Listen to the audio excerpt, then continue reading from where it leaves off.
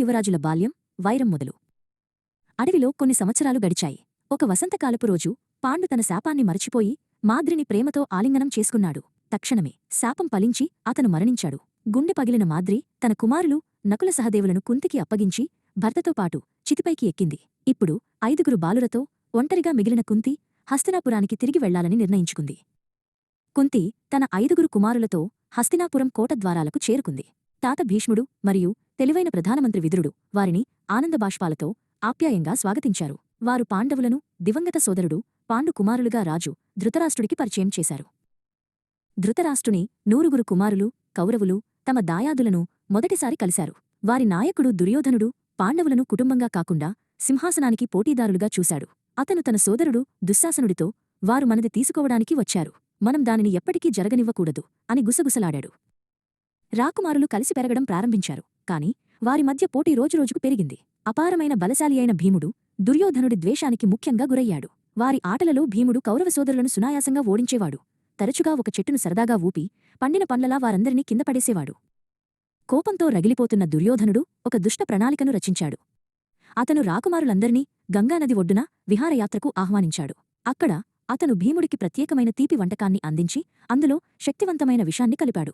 ఏమీ అనుమానించని భీముడు ఆ ఆహారాన్ని తిన్నాడు. విషం ప్రభావం చూపడంతో భీముడు స్పృహ తప్పి పడిపోయాడు. చీకటి పడిన తర్వాత దుర్యోధనుడు మరియు దుశ్శాసనుడు భీముడి కాళ్లు చేతులు కట్టి అతని నిర్జీవ శరీరాన్ని గంగానది లోతైన నీటిలోకి విసిరేశారు. తమ గొప్ప అడ్డంకి శాశ్వతంగా తొలగిపోయిందని వారు భావించారు. కాని విధి మరోలా తలచింది. భీముడి శరీరం నది అడుగుకు నాగలోకానికి చేరింది. అక్కడి విషపూరిత పాములు అతన్ని కరిచాయి. కాని వాటి విషం అతని శరీరంలోని విషానికి విరుగుడుగా పనిచేసింది. వారు అతనికి ప్రాణం పోసి తమ రాజైన వాసుకి వద్దకు తీసుకువెళ్లారు. భీముడిని చూసి ముగ్ధుడైన వాసుకి అతనికి 10,000 ఏనుగుల బలాన్నిచ్చే దివ్యపానీయాన్ని అందించాడు. అది తాగిన తర్వాత భీముడు మునుపటికంటే బలంగా హస్తినాపురానికి తిరిగివచ్చాడు. పాండవులు ఆనందించగా కౌరవులు అతని బ్రతికి ఉండటం చూసి దిగ్భ్రాంతికి మరియు భయానికి గురయ్యారు. రాకుమారుల మధ్య పెరుగుతున్న ద్వేషాన్ని చూసిన భీష్ముడు వారికి యుద్ధ కళలలో మురయాన విద్యను అందించాల్సిన సమయం ఆసన్నమైందని నిర్ణయించుకున్నాడు. అతను ఆ కాలంలోని గొప్ప గురువైన ద్రోణాచార్యుడిని వెతికి పాండవులు మరియు కౌరవులకు గురువుగా నియమించాడు.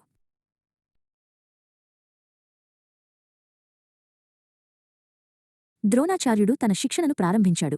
రాకుమారులందరూ నైపుణ్యం కలవారే అయినప్పటికీ అర్జునుడు అసాధారణమైన ప్రతిభావంతుడని అతను త్వరలోనే గ్రహించాడు. విలువిద్యలో అర్జునుడి ఏకాగ్రత, అంకితభావం మరియు సహజ నైపుణ్యం అసమానమైనవి. అతను త్వరగా ద్రోణుడికి ఇష్టమైన శిష్యుడయ్యాడు. ఇది దుర్యోధనుడిలో మండుతున్న అసూయను మరింత పెంచింది. హస్తినాపురం శిక్షణా మైదానంలో ఒక గొప్ప యుద్ధానికి బీజాలు పడుతున్నాయి.